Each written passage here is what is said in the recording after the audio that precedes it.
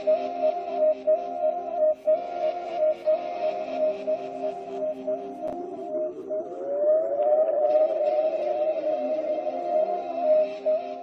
guys, there is a ton of news happening today, which I'm going to continue to cover today and with a video this evening. But right now, one of the ongoing concerns remains the economy and how are we doing as we try to get back to work. I have the privilege right now of interviewing Rebecca Jarvis, if I can actually make it happen. You know how lame I am at launching this thing. She's the chief business correspondent at ABC News, and she is going to come on and talk to us about what's going on with the stock market. Why is it performing so well when we hear so many frightening things about the economy itself? Is there a disconnect between the stock market and what we call the real economy? Here we go. Here she is. I'm going to bring her in and let's see if we can get this going. I'm really excited. I used to work at ABC News, and it is not every day I get a chance to talk to a current. Hi, we made it work. Yay. Hi, Jessica. Hi. So this is Rebecca Jarvis, Chief Business Correspondent for ABC News. I'm so excited to talk to you. I first reached out to you, or maybe I can't remember, you did it to me because of something you posted on Instagram telling people don't think of the stock market as the real economy. There's two different things at play here. So I really want to jump into that, but I got to ask, are you home? Are you sheltered in place? Where are you? This is my set, my at-home TV set, Jessica.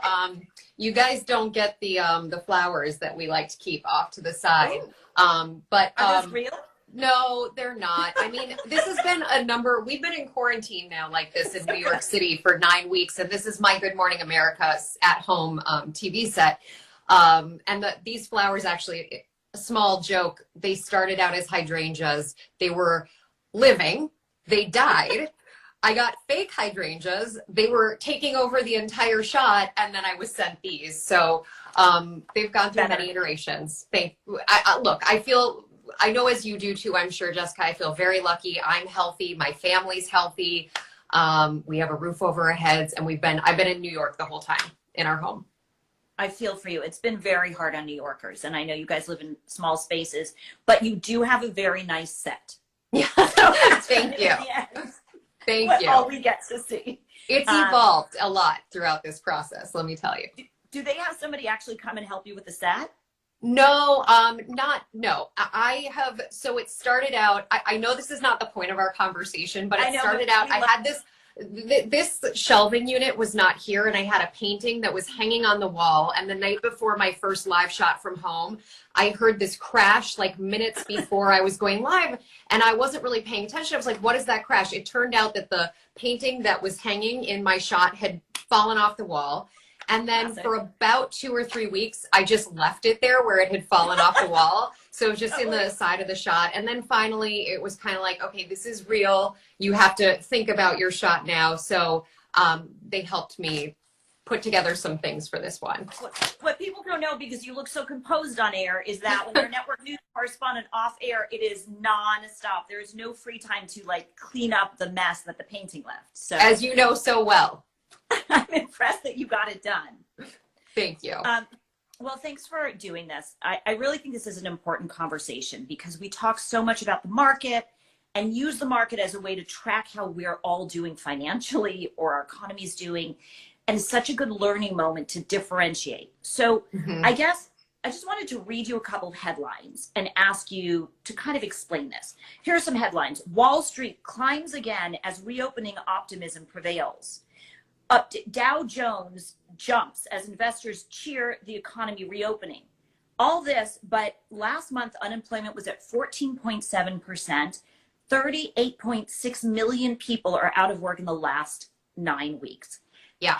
How do those two things coexist? Right. And if you look at the market, which just closed today, Dow just closed above 25,000 for the first time since March 10th. So that's essentially right before this crisis got real for the United States, and it was very clear in the US what was going on.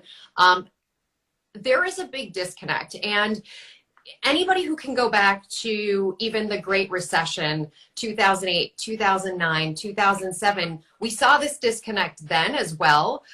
You might have remembered the terminology jobless recovery, because Yes. coming out of the Great Recession, what we saw is that some of the economy was returning, and certainly the stock market rebounded well before we saw the actual economy rebound.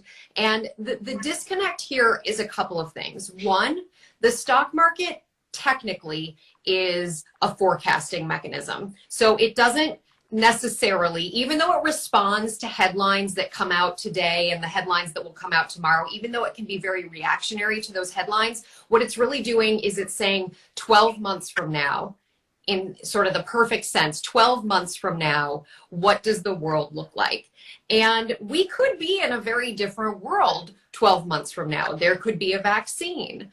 A lot of the biggest companies in the country could be in a very strong place. There's certainly questions, and I think bigger questions about what happens to some of the smaller companies. People have probably heard about the small businesses, the restaurants, the bars that may or may not be able to open as capacity is limited. And so there are still a lot of questions about that. And there are huge questions about those 14.7% of America, which is unemployed technically based on the April numbers, but really it's a much bigger number than that and could be more like 30% of America being unemployed. There are big questions about the degree to which those jobs come back 12 months from now. So would you explain what is, we hear this term thrown around, the real economy. How is that different from the stock market? So the real economy is the one you and I and everybody who's watching feels every day. It's your job. It's the value of your home. It's whether or not you are spending money or afraid to spend money. It's the cost of gasoline. It's how employers are thinking about whether to bring people in or not to bring people in. The biggest reflector of that is our GDP. That's sort of the collective number that accounts for, are we bringing in money or are we losing money? And a recession is when you have 2 consecutive quarters of GDP contraction. And we are in the midst of a recession right now because we saw the beginning of the year contract and we're in the middle of Q2, what's known as the second quarter. And there's probably going to be the most significant contraction in our economy in history in this quarter, the one we're in right now. So you said that the stock market is sort of a bet on what will happen 12 months from now, but also we're facing a recession. We're in a recession. And does that mean that the smartest people out there are confident that we're coming out of this recession by next year? Well, this is why I said technically it reflects the world 12 months from now, because there's another idea that I haven't even brought into play yet. And that is this idea, you may have heard the terminology, don't fight the Fed. So the Fed is at the ready to, in difficult times when the economy isn't doing well, the Fed cuts interest rates. And in times where the economy is doing really well, the Fed hikes interest rates to keep that growth from getting out of control, because you also don't want a situation where everything is going so well, prices get out of control and no one can afford to buy a home, which let's set that aside for a minute because a lot of people can't afford to buy a home given where the economy is right now. But the idea behind don't fight the Fed is when the Federal Reserve cuts interest rates, and right now we're at rock bottom interest rates, which is 0%. It's a range, but it's essentially 0 to 25%. That tends to correlate to the stock market going up. And the reason that the Fed cuts interest rates is to make borrowing less expensive so that you or anyone out there can get a car or a home or expand your business for less money. But what that actually looks like versus what it theoretically is are 2 different things.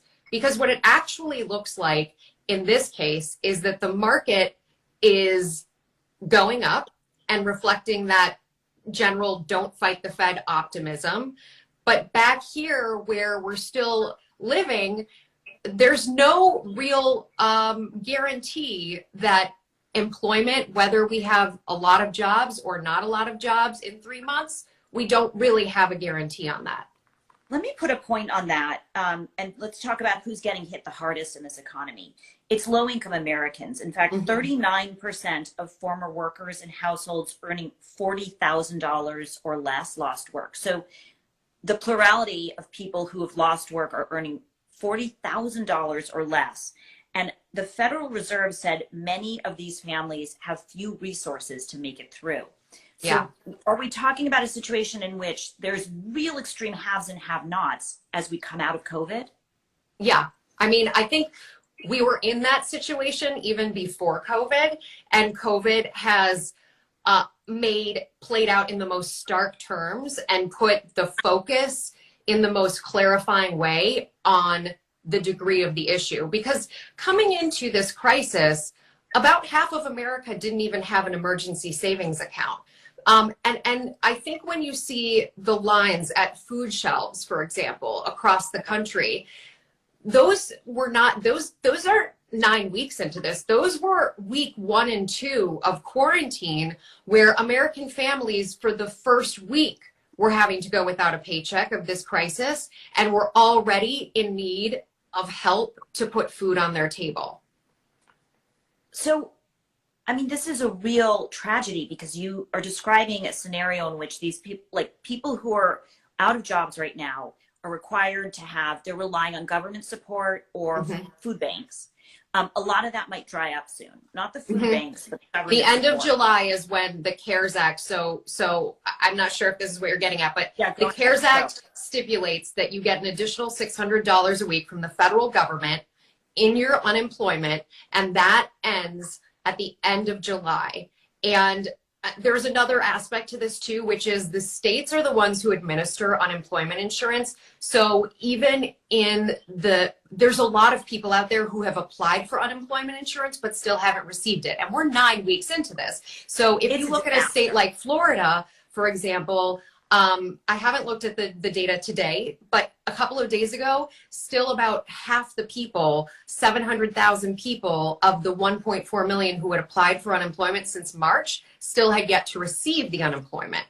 And that's because the state systems are just, first of all, they weren't set up for increases in unemployment like the ones we've seen, which have happened overnight. If you go back to the Great Recession, one of the biggest weeks of unemployment claims was in the 600 to 700,000 range, whereas here we've seen weeks that are more than 6 million people claiming unemployment benefits. So obviously you can't know what will happen in this to those people, but Congress knows they got a problem. So I would say, as a political reporter, they're going to have to act sooner or later to help create some sort of safety net. But we're still in a situation where it seems like, and tell me if I'm right, a lot of the biggest checks are going to big businesses, and we're seeing Congress really bail out corporate America. And there's some people who are concerned that this will be a redistribution again that saves the biggest and abandons the weakest. Well, and one of the issues with what you're talking about is that not everyone wasn't on the same footing coming into this crisis. Yes, this crisis has hit every single business and every single person, probably to some degree.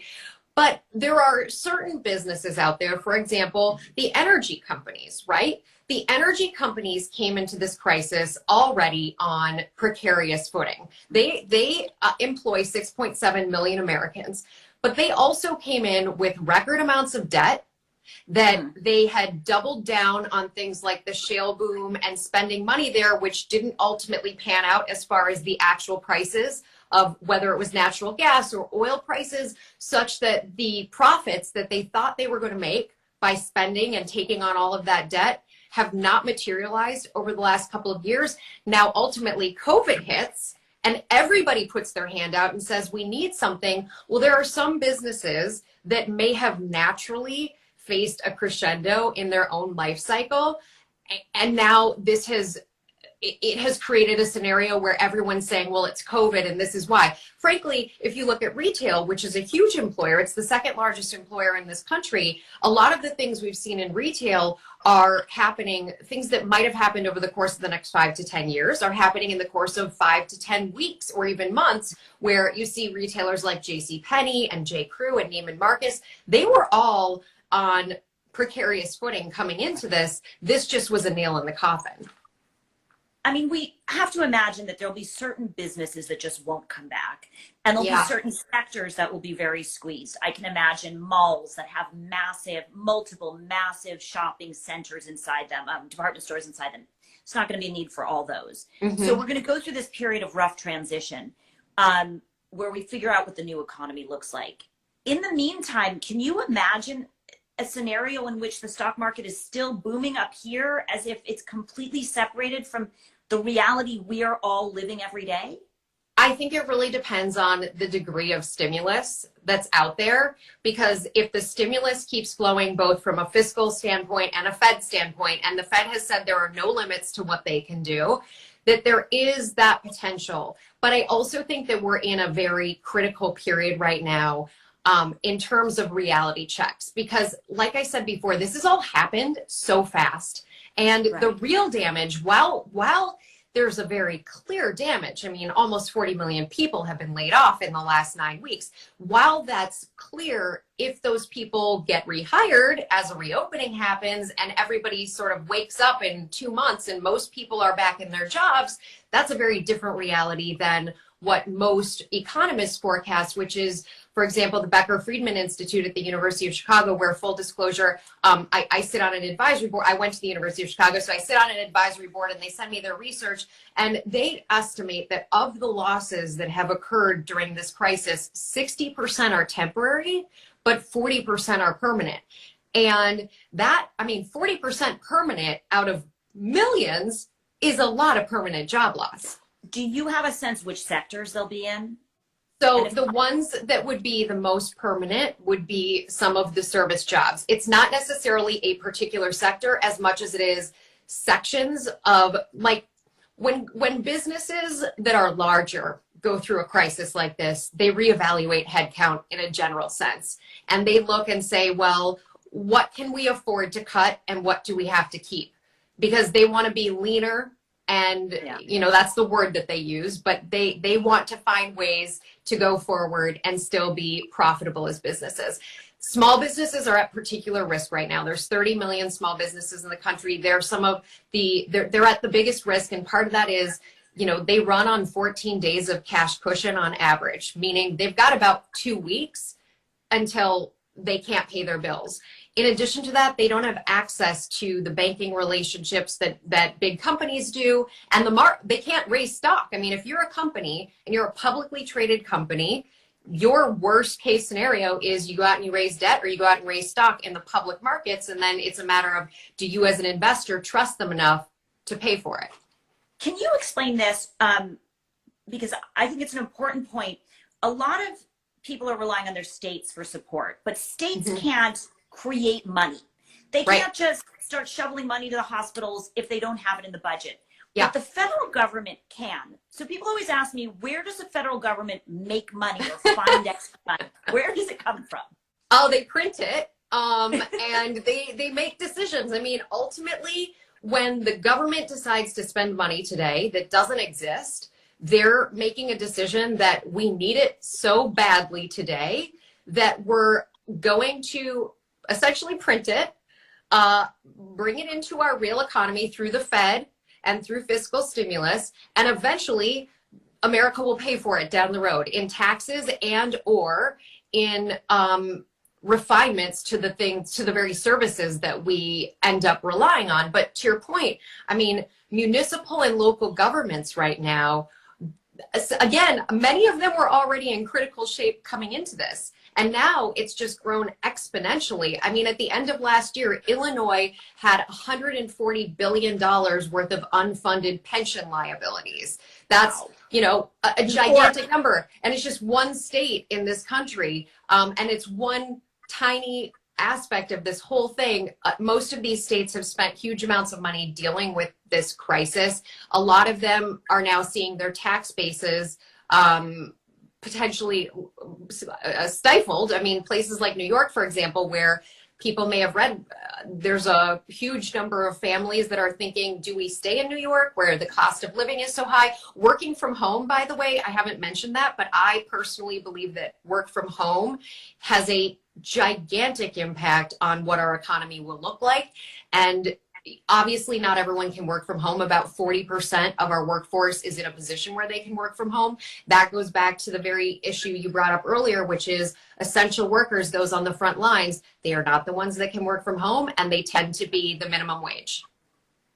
And you think work from home will change because it's going to impact real estate, commercial real estate. We're going to need less office space. I'm not going out for lunch as much now. Right. All the time. Like it has a ripple, right? It has a ripple effect. It impacts how you spend your money. It impacts, for example, retail. Who needs a full wardrobe when all you're seeing is the top?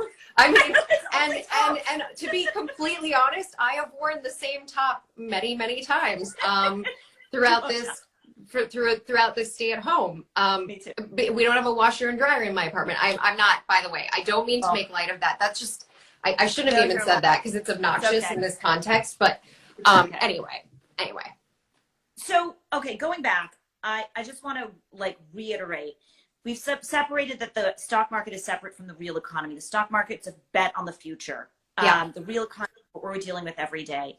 I read a lot of what the investors are doing in the stock market is about vaccines and that they're betting we'll have a vaccine. Yep. But that doesn't mean they're merely betting on a vaccine stock. Right. Are they imagining that our future economy is dependent on this vaccine happening in a certain time?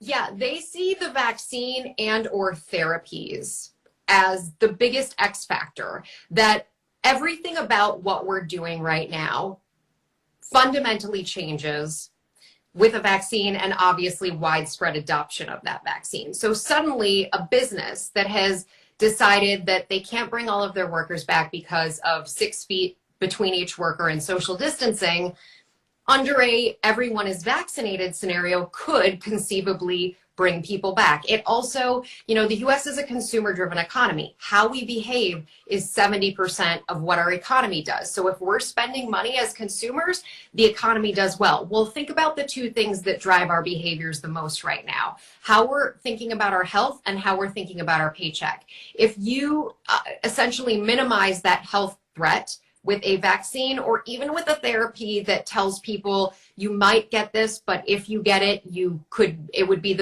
similar to Tamiflu or something, that you would take it and you would get better. Both of those things fundamentally change if we're thinking twice about whether to go out, whether to get on an airplane, whether to do any of the things you might do with your money. It just encourages more spending and more activity on our part, assuming that you have the paycheck to do those things. Oh my God. There's so many unknowns. Yeah. You bring up the airline industry. I think of all the jobs there that are sort of waiting in the balance to see what happens in the future. I don't want to take your whole day, so I'll let us wrap here, but I do want to ask you, so if you wanted to tell people who just have been told their whole adult lives to watch the stock market as the measure of how we're doing, how should they start to rethink as they're looking to understand how well the economy is doing as we come out of COVID? What should they look to? Well, I think after covering the economy now for more than a decade, I realize how personal it is. And that every single statistic, I could tell you 5 months ago, 12 statistics about why the economy is doing well. And you could probably find 12 statistics that would show me that the economy wasn't doing that well. My point is, it is a very highly individualized thing because our economy is at a point now where some things can perform really well, but not everybody gets a piece of it. And if you want to look at metrics, obviously you can look at GDP and look at it not just in a quarter, but look at it over the course of a year. You can look at the unemployment rate. There's something called U6. That's the real unemployment rate. That's the one that people say reflects reality more than the headline that you get. And U6, by the way, is closer to 30%, whereas the headline number is 14.7% unemployment. Wow.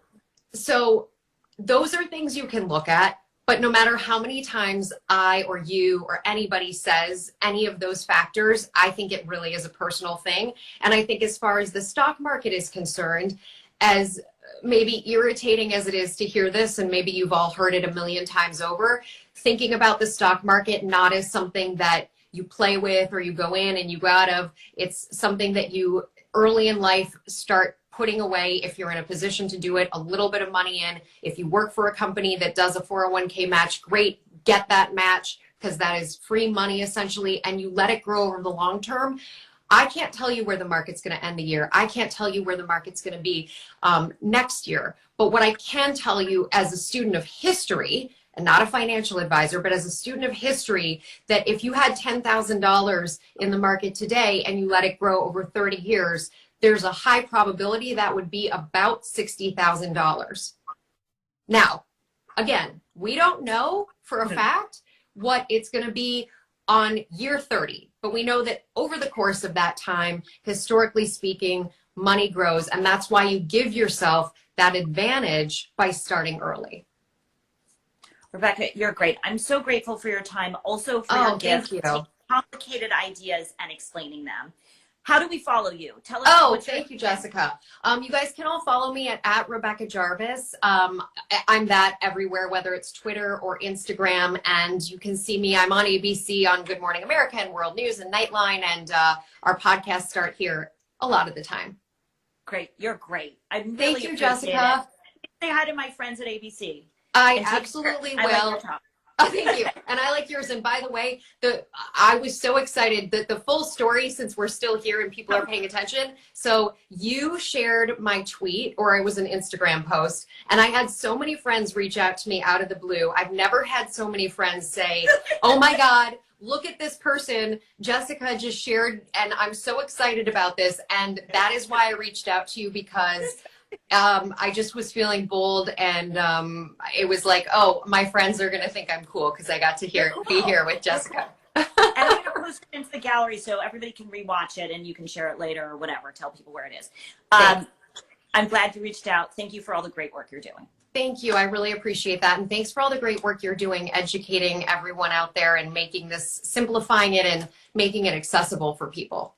Thank you. I appreciate it. Bye. Talk to you soon. I hope to talk to you again. Sounds good. So you can follow her at Rebecca Jarvis on Insta and all the platforms. Again, I really was so glad to connect with her because I tried to convey this myself to you guys. The stock market is not necessarily a reflection of what's going on with your lives or our future in the near term. And so we need to start thinking of it as one measure, but not the measure of how America is doing financially. And we also need to really appreciate that the least among us, really, lowest wage workers are the ones who are getting hit the hardest. And you're writing me saying it's not a competition. It's not. It's just something to be aware of.